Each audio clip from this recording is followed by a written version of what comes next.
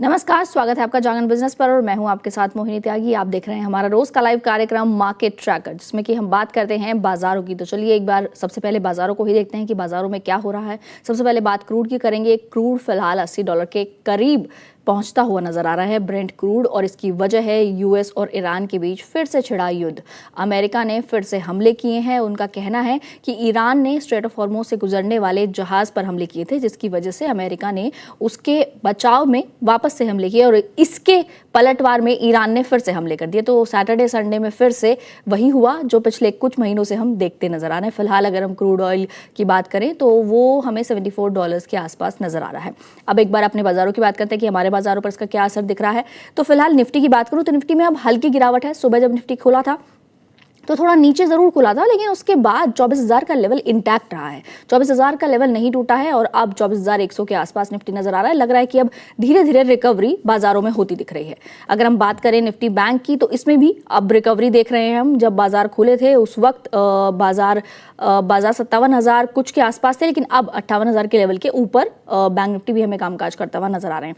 एक बार इंडाइसेस देख लेते हैं। आज इंडिया विक्स में करीबन 10% की बढ़त देखने को मिली थी हमें, जिसकी वजह से बाजारों में हमें जो उतार चढ़ाव है वो आज देखने को मिल सकता है ज़्यादा। और स्मॉल कैप इंडाइसेस को देख लेते हैं। स्मॉल कैप में आज हल्की सी बढ़त नजर आ रही है। अब मिड कैप इंडाइसेस में भी हल्की गिरावट है, लेकिन देखना होगा कि इसमें भी रिकवरी कब तक आती है। एक बार इंडाइसेस को भी देखते हैं। ऑटो सेक्टर में हल्की गिरावट नजर आ रही है। आईटी सेक्टर फिर से एक बार चढ़ता हुआ दिख रहा है। फार्मा में हल्की गिरावट देखने को मिल रही है। पीएसयू बैंक्स में हल्की खरीदारी है। प्राइवेट बैंक्स में भी हल्की खरीदारी देखने को मिल रही है। कंज्यूमर ड्यूरेबल्स में भी हल्की खरीदारी है।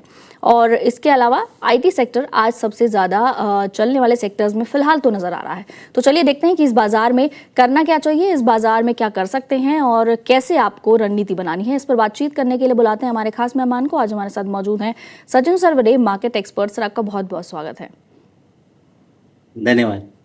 चलिए सर, सबसे पहले तो निफ्टी बैंक निफ्टी की बात करूंगी और उससे पहले ये जानना चाहूंगी कि जो आपने लेवल्स दिए थे लास्ट जब कॉन्वर्सेशन हुई थी आपकी हमारे चैनल पर, तब जहां तक मुझे याद है $120 पर बैरल के आपने क्रूड के लेवल्स दिए थे। क्या वो लेवल्स अभी भी इंटैक्ट हैं? क्योंकि फिर से क्रूड एक बार बढ़ता हुआ नजर आ रहा है। $70 के बाद आपने कहा था यू टर्न लेगा, वो ले चुका है। क्या ये यू टर्न लेकर वापस $120 के करीब जाता हुआ हमें नजर आएगा, या बीच में कहीं पे हर्डल भी आपको नजर आ रही है? तो पहले तो धन्यवाद मुझे बुलाने के लिए। आपने बरोबर कहा कि लास्ट टाइम जो हमने लेवल्स डिस्कस किए थे 78 से $70 का एक बहुत बड़ा डिमांड जोन था। वहाँ पे मल्टीपल सपोर्ट लेवल्स थे एंड हमने देखा कि जो लोवेस्ट ब्रेंट ऑयल का जो लो था वो 70.14 का था। अब वहाँ से एग्जैक्टली डिमांड से आपने देखा तो अभी रिसेंटली जो इसने 8 जुलाई को जो हाई बनाया था वो $80.59 का बनाया था। एज ऑफ नाउ हम लोग उसके नीचे ही काम कर रहे हैं, बट मुझे ऐसे ही लग रहा है कि ये जो ट्रेंड है ओवरऑल ब्रेंट ऑयल का वो अप ट्रेंड में है। तो जो बीच में करेक्शन आया था वो फिर करेक्शन ही था मेरे लिए। तो मतलब ऊपर से बहुत लोगों ने जो प्रॉफिट किया था क्रूड ऑयल में, उसने प्रॉफिट में बुकिंग हुआ था बेसिकली, और कुछ नहीं है। तो अब वो प्रॉफिट बुकिंग हो गया है। अब यहाँ से वापस से एक्यूमुलेशन हमने देखा है नीचे से हुआ है।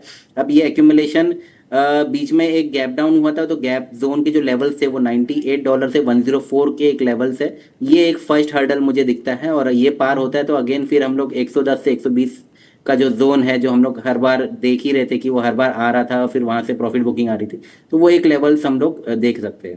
मैं खाली भगवान से इतना ही प्रे करना चाहूंगा कि $120 के ऊपर क्लोजिंग ना होए, क्योंकि अगर $120 के ऊपर ब्रेंट क्रूड क्लोज हो गया तो फिर हम बहुत ऊपर के लेवल्स दे सकते हैं, जो एज ऑफ ना मुझे प्रेडिक्ट नहीं करना है ना, और फियर मॉन्गरिंग भी नहीं करना है। बट हमें सिर्फ यही ध्यान देना है कि अगर ये लेवल्स हो रहे हैं तो हमें हमारे प्रोटेक्शंस लेने पड़ेंगे फिर मार्केट में।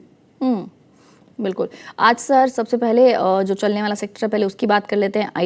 आईटी अपने ऊपरी स्तरों से काफ़ी गिर चुका है और अब आईटी के रिजल्ट्स भी आना शुरू हो गए हैं। ऐसे में आपको क्या लगता है जो कंपनीज हैं ये अब अच्छे लेवल्स पर आ गई हैं एक्यूमुलेशन के लिए, या फिर इसमें आपकी कोई टॉप पिक बनती है इस वक्त? तो देखो, मैंने आपको पहले भी कहा था कि निफ्टी आईटी में सिर्फ एक ही स्टॉक है अभी, जो OFSS है, ओरेकल फाइनेंस, जो अपने अप ट्रेंड में है। और आपने देखा भी कि हमने जो लेवल्स दिए वहां से वो स्टॉक ऊपर ही ऊपर जा रहा है, डिस्पाइट आप देखेंगे जितने भी जो लार्ज कैप है, मिड कैप या स्मॉल कैप है, जितने भी आईटी स्टॉक्स है वो लोअर लो बनाए जा रहे थे। तो यहाँ पे हमें ये देखना बहुत जरूरी है कि कोई भी जो स्टॉक रहता है वो अपने ट्रेंड को छोड़ नहीं पाता है।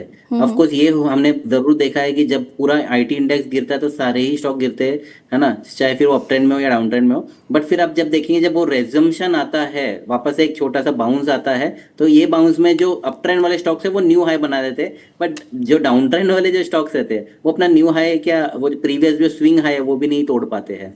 तो उसको हम लोग बोलते हैं लोअर हाई बेसिकली। तो लोअर हाई लोअर लो, ये पैटर्न हमने कंटिन्यूस बेसिस पे आईटी पे देखा है। अभी भी कुछ मुझे अलग से नहीं दिखाई दे रहा है आईटी में कि पूरा का पूरा ट्रेंड ही चेंज हो जाए, क्योंकि बहुत डिफिकल्ट है। देखो ये बहुत मल्टी ईयर डाउन ट्रेंड में चल रहा है स्टॉक, जो पूरा इंडाइसिस है।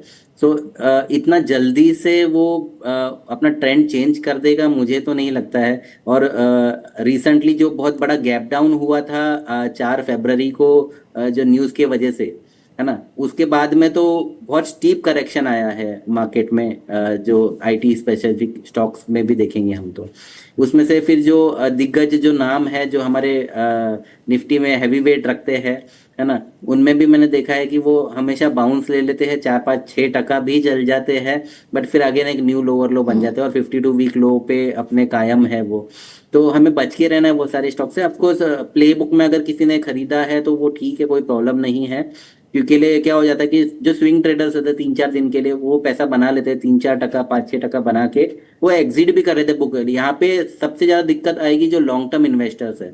उन लॉन्ग टर्म इन्वेस्टर्स का गोल यही रहता है कि वो एक्यूमुलेशन करे, बट नॉर्मली क्या होता है कि आप एक्यूमुलेशन कब तक करेंगे ना, क्योंकि देखो सबका कैपिटल तो बहुत ही लिमिटेड रहता है ना। हम ऊपर के लेवल्स पे फंसे हुए, इसीलिए हम नीचे ये चाहते हैं कि थोड़ा सा मेरा एवरेज कम हो जाए, इसलिए वो लोग एक्यूमुलेशन का नाम देते हैं, है ना। आजकल थोड़ा सा इंटेलिजेंट हो गए हमारे इन्वेस्टर्स भी, है ना, उसको एवरेजिंग नहीं बोल के बोलते हैं हमें एक्यूमुलेट करना है। तो लेकिन हमें तो समझता ही है कि ये ऊपर में फंसा हुआ है ना, और इसको एवरेजिंग करनी है। तो डाउन ट्रेंड वाले स्टॉक में एवरेजिंग करने का प्रॉब्लम यही है कि आपके एवरेजेस तो नीचे आ जाएंगे, बट फिर क्या होगा कि वो बिकॉज लोअर लो बनते रहेंगे तो न्यू लो बनते रहेंगे, आपको फिर और एक एवरेजिंग करना पड़ेगा जब तक बॉटमिंग का रियल सिग्नल नहीं दिखता है। और बॉटमिंग, मैं कभी बॉटम फिशिंग नहीं करता हूं, मैं हमेशा ट्रेंड चेंज के लिए ही चेक करता हूं। और पूरा जब ट्रेंड चेंज हो जाता है स्टॉक का ना, और फिर जो करेक्शन आता है वहां पे हम खरीदना पसंद करते हैं।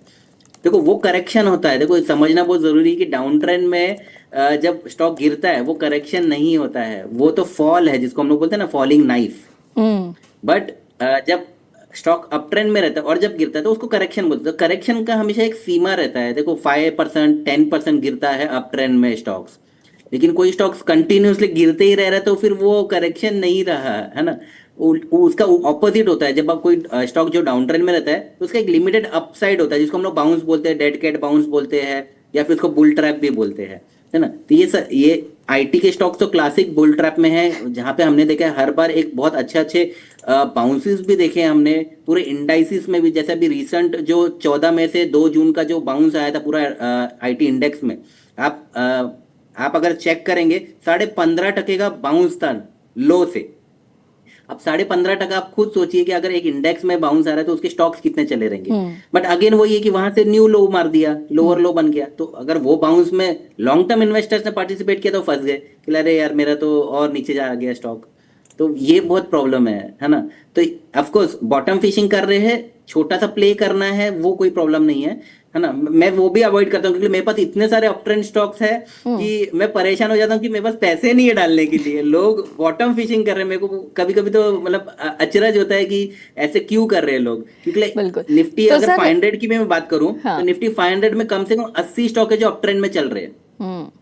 तो तो 80 में 80 तो हम पूरा पैसा नहीं डाल सकते। पहले आप अपने जो आपने सेलेक्ट किए हैं स्टॉक्स, पहले आप वही बता दीजिए ताकि हमारे जो दर्शक हैं वो उसको फॉलो कर लें।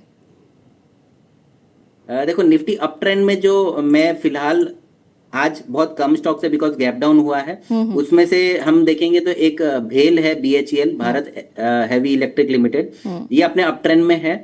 इसको हम सिलेक्ट कर सकते हैं और यहाँ से हम लोग एक 5 to 10% का ऊपर अपसाइड देख सकते हैं। सेकंड है आपका एक बलरामपुर चीनी।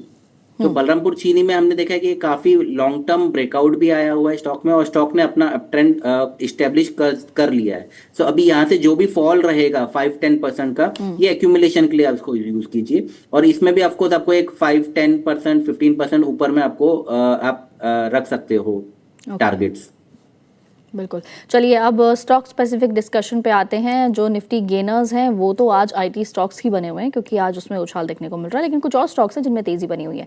पहला है फिनो पेमेंट्स बैंक। इसमें इसके क्वार्टरली रिजल्ट्स आए जिसकी वजह से करीबन 10% स्टॉक चढ़ चुका है। स्टॉक में अब क्या करना है? क्या अभी चार्ट्स आपको अच्छे लग रहे हैं या फिर अभी रुकना है इसमें एंट्री लेने के लिए? नहीं, इसमें रुकना है क्योंकि ये स्टॉक अभी डाउन ट्रेंड में है। एंड फिनोपिन बैंक का जो मैं एक चीज बोलना चाहूंगा कि ये जिस दिन से लिस्ट हुआ है ना, उस दिन से वो सिर्फ लोअर लो ही मारते जा रहा है। तो मतलब एक्चुअली आईपीओ पहले दिन पे भी जिसने इन्वेस्टमेंट किया हुआ है वो भी फंसा हुआ है इसके अंदर, है ना। तो यहाँ पे हमें यही देखना है कि सेल ऑन राइज की ही सलाह रहेगी। अगर किसी इन्वेस्टर ने नीचे में खरीदा है तो ऊपर में एक बार आप एग्जिट करते जाइए। इसमें 5 to 10% का बाउंस एक बड़ा बाउंस माना जाएगा। और हो सकता है क्योंकि अब जो रिसेंट इसमें बाउंस आया था उसमें 44% का बॉटम से बाउंस आया था। तो स्टॉक्स में क्या होता है, इंडाइसिस के थोड़ा सा अलग चलते हैं और थोड़े बड़े बड़े बाउंसेस भी होते हैं। तो मैं यही प्रूफ करना चाहता हूँ कि डाउन ट्रेंड में ऐसा नहीं होता है कि बाउंसेस नहीं आ सकते और बहुत बड़े बड़े बाउंसेस भी आ सकते हैं जो ईयरली टारगेट हो सकते हैं लोगों के। तो 44% आप देखो, ये तो एक ये नॉर्मली बहुत बड़ा टारगेट है ईयरली का भी, है ना। कि मेरे को एक साल में 44% मिल जाए तो मैं तो चांदी चांदी। बट ऐसे स्टॉक्स में क्या हो जाता है कि लॉन्ग टर्म इन्वेस्टर ने अगर प्रॉफिट नहीं बुक किया, है ना, 30-40% मिल रहा है तो फिर अगेन उसमें न्यू लोअर लो बन जाते हैं। तो ये मेरे को दिक्कत रहती है कि long term investors profit book नहीं करते इसीलिए फंसते हैं। ऐसा नहीं कि बाउंस नहीं आया था या उन्होंने बॉटम शायद नहीं पकड़ा था प्रॉपरली। तो मैं बोलता हूँ अवॉइड ही कीजिए ऐसे स्टॉक्स को। बिल्कुल। एक बार वो स्टॉक्स देखते हैं जो गोल्ड और सिल्वर से जुड़े हुए स्टॉक्स हैं। गोल्ड फाइनेंस कंपनी के स्टॉक्स देखते हैं। आज गोल्ड में 4100 आउंस पर आउंस के करीब आज फिर से गोल्ड नजर आया है और सिल्वर में भी करीबन 3% की गिरावट देखने को मिली है। तो ऐसे में मुथूट फाइनेंस, मनप्पुरम फाइनेंस और हिंदुस्तान जिंक, इन तीनों ही स्टॉक्स में आज गिरावट देखने को मिल रही है। तीनों स्टॉक्स करीबन मुथूट फाइनेंस तो करीबन 2.5% डाउन है, मनप्पुरम फाइनेंस 1.5% से ज्यादा गिरावट है और हिंदुस्तान जिंक में भी करीबन 1.5% की गिरावट है। इनमें कुछ करना है सर? क्या ये एक्यूमुलेशन के लेवल पर है या फिर अभी छोड़ दें? तो मैं मुथूट फाइनेंस और मनप्पुरम फाइनेंस इन दोनों के चार्ट को कंपेयर करूं तो मुथूट फाइनेंस डाउन ट्रेंड में है और मनप्पुरम फाइनेंस अप ट्रेंड में है। सो आप समझ गए आपको क्या करना है कि जो करेक्शन जब भी होता है तो मनप्पुरम फाइनेंस को आप एक्यूमुलेशन में डाल सकते हो और 5-10% 15% के रेंज में आप प्रॉफिट बुक कर सकते हो। बिल्कुल। मुथूट फाइनेंस को अवॉइड ही। बिल्कुल। एक टाटा कैपिटल को भी देखिएगा सर। टाटा कैपिटल का स्टॉक आज फोकस में है क्योंकि इन्होंने गोल्ड लोन्स के लिए एक्विजिशन किया है योग लोन्स का, जिसमें मेजॉरिटी स्टेक ले लिया है इन्होंने। और लेकिन स्टॉक में गिरावट नजर आ रही है करीबन 1.5% की। तो क्या लॉन्ग टर्म के लिए अच्छा लग रहा है आपको स्टॉक ये? हाँ, इसमें तो अप ट्रेंड है। अभी रिसेंटली डाउन ट्रेंड से अप ट्रेंड में ये स्टॉक ने मतलब कर दिया है कवर। थोड़ा सा चार्ट डेटा कम है बिकॉज रिसेंट लिस्टिंग है इसका। बट फिर भी ये इतने चार्ट डेटा में भी इसने अप ट्रेंड इस्टेब्लिश कर दिया है। तो अगेन वही है कि जो ऊपर से फॉल आएगा वो करेक्शन ही माना जाएगा बिकॉज जो करेक्शन है, ये मैंने अभी रिसेंट जो करेक्शन है तो 10% का था। वहां से आपने देखा कि एक छोटा सा एक्यूमुलेशन दिखा है हमें। तो इसको आप इसके जो सपोर्ट लेवल्स है 354 350 लेवल्स, 338 लेवल्स, ये सारे सपोर्ट लेवल्स है। यहाँ पे जब भी मिले तो एक बार यहाँ पे एक्यूमुलेशन कर सकते हैं। बिल्कुल। एक सर आज बहुत अच्छा चल रहा है स्टॉक जस्ट डायल का स्टॉक। इसमें करीबन 13-14% की अपसाइड हम देख चुके हैं क्योंकि कंपनी ने अनाउंस कर दिया है नए सीईओ एंड सीएफओ की अपॉइंटमेंट को, जिसकी वजह से स्टॉक में धुआंधार तेजी देखने को मिल रही है। क्या करें इस शेयर में? प्रॉफिट बुक कर लीजिए अगर किसी ने नीचे में एक्यूमुलेशन किया है। एग्जैक्टली अभी ये अपने 200 डे एसएमए के आसपास में खड़ा है, 645 646 लेवल्स।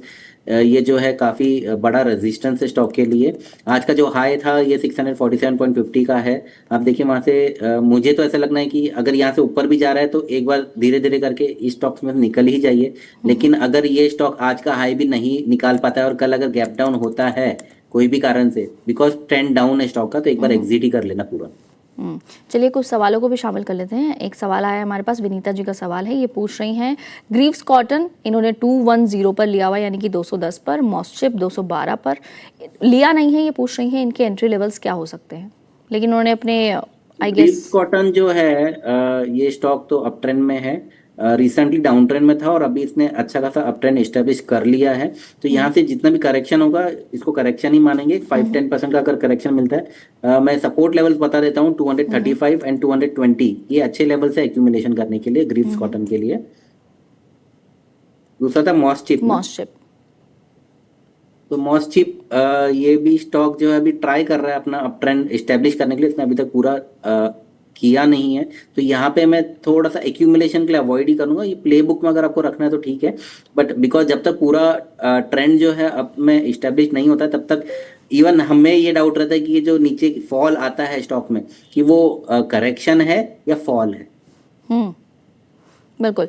और सर आपने अभी तक एक ही स्टॉक दिया, BHEL, कोई और स्टॉक जो आपको इस वक्त पसंद आ रहा है? मैंने बलरामपुर चीनी भी दिया है। हाँ, बलरामपुर चीनी भी दिया। बिल्कुल।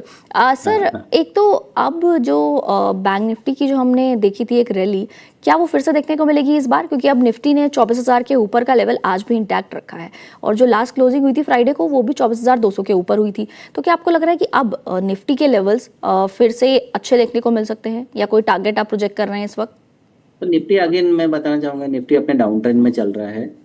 रिसेंटली जो उसने हाई बनाया था 24,530 का, वो अपना 200 डे EMA के आसपास में बनाया था। अभी भी आप देखेंगे तो 200 डे SMA 24,000